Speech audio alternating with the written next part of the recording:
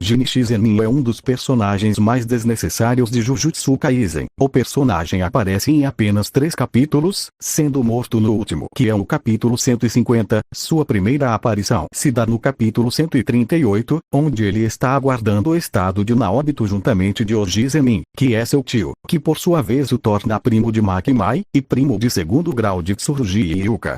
Depois sua maior ação e única relevante na história é conspira contra Megumi, Makimai, os taxando de rebeldes por tentarem libertar Satoru Gojo, se aproveitando da ligação que possuíam com o honrado, isso tudo juntamente com Naoya. Jinichi pode ter como significado grande primeiro, que revela de cara o fato dele ser um primogênito, sendo o irmão mais velho do Tojin, consequentemente sendo tio de Megumi e Tsumiki Fushiguro, e como isso é importante ou relevante na história, eu não sei.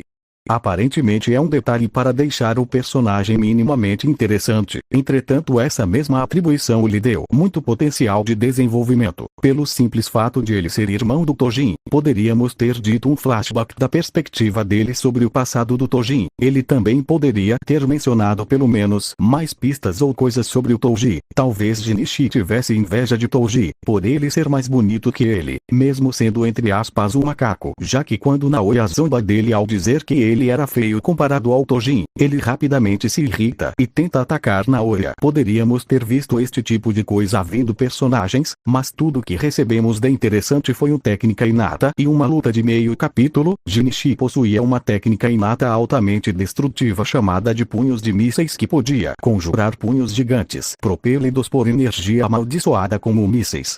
Esses punhos enormes acompanhavam os socos físicos de Jinichi, sendo capaz de formar pelo menos 7 desses punhos de uma só vez, cada um sendo grande e poderoso o suficiente para facilmente esmagar um prédio durante uma saraivada. Essa técnica provavelmente era eficiente contra grandes maldições, o que também deve justificar o fato dele ser de grau especial 1.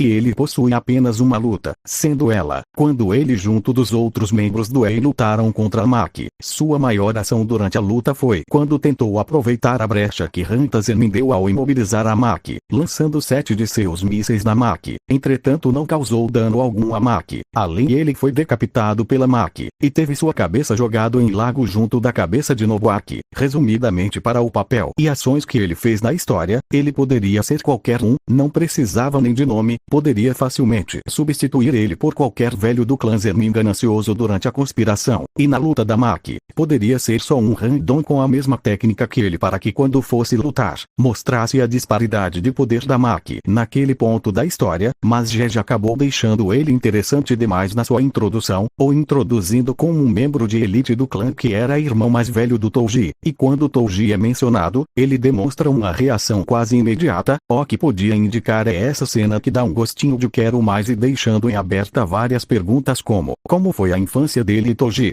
Será que foi similar ao de Makimai? Se sim, o que houve para que ele odiasse seu irmão? Ele tinha inveja do irmão.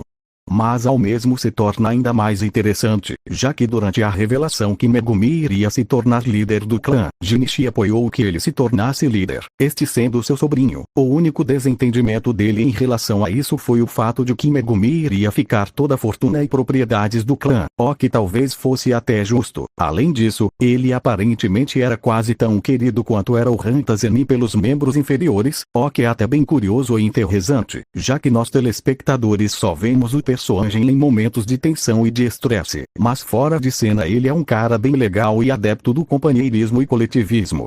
Mas infelizmente ele terminou sendo reduzido como a maioria dos figurantes Zenin, sendo um velho ganancioso que se diz tradicional em relação às práticas do clã, mas apenas quando lhe convém, não se importando de pôr em perigo seu próprio sobrinho e primas apenas para assegurar seus status e privilégios dentro de um sistema